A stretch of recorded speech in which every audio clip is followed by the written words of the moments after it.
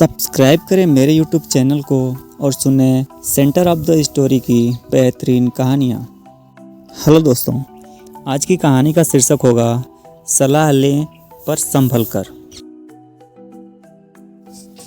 मनुष्य एक सामाजिक प्राणी है जो कि लोगों के समूह के बीच में रहता है।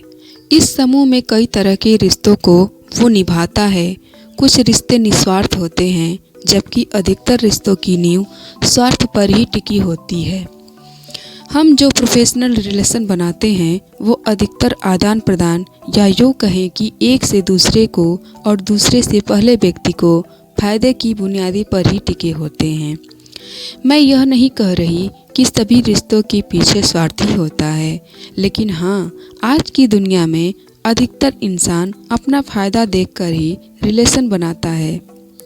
दोस्तों, ऐसा कई बार होता है कि हम किसी दुविधा में फंस जाते हैं और हमें किसी की राय की ज़रूरत पड़ती है।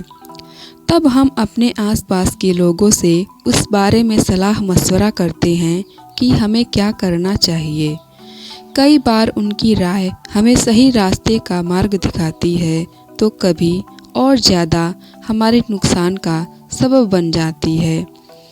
अगर माता पिता, भाई बहन, सच्चा दोस्त आदि निस्वार्थ रिश्तों को, जो कि आपको सही राय ही देते हैं, उसको छोड़ दें, तो बाकी अधिकतर समाज के और वर्क प्लेस के लोगों से सलाह लें।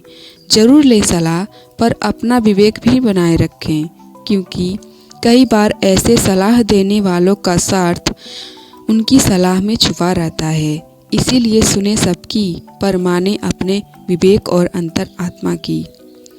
दोस्तों, इसी संदर्भ में यहाँ पर एक कहानी प्रस्तुत की जा रही है। एक बार एक आदमी अपने छोटे से बालक के साथ एक घने जंगल से जा रहा था। तभी रास्ते में उस बालक को प्यास लगी और उसे पानी पिलाने उसका पिता उसे एक नदी पर ले गया। नदी पर पानी पीते पीते अचानक वो बालक पानी में गिर गया और डूबने से उसके प्राण निकल गए। वो आदमी बड़ा ही दुखी हुआ और उसने सोचा कि इस घने जंगल में इस बालक की अंतिम क्रिया किस प्रकार करूं। तभी उसका रोना सुनकर एक गिद्ध, सियार और नदी से एक कछुआ वहां आ गए और उस आदमी से सहानुभूति व्यक्त करने लगे। आदमी की परेशानी जानकर सब अपनी सलाह देने लगे। सियार ने लार टपकाते हुए कहा, ऐसा करो, इस बालक के शरीर को इस जंगल में ही किसी चट्टान के ऊपर छोड़ जाओ। धरती माता इसका उद्धार कर देंगी। तभी गिद्ध अपनी खुशी छुपाते हुए बोला, नहीं, धरती पर तो इसको जानवर खा जाएंगे। ऐसा करो कि इसे किसी वृक्ष के पेड़ की डाल पर डाल दो, ताकि सूरज की गर्मी से इसकी अंतिम क्रिया अच्छी हो जाएगी।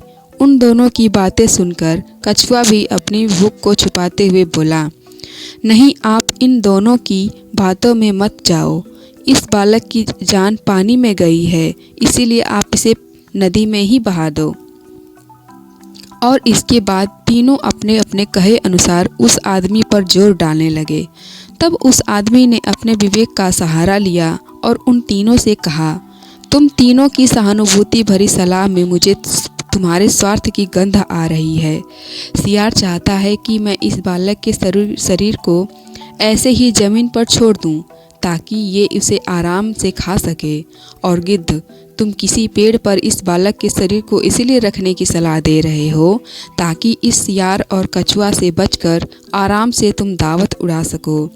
और कछुआ, तुम नदी के अंदर रहते हो, इसीलिए नदी में अपनी दावत का इंतजाम कर रहे हो।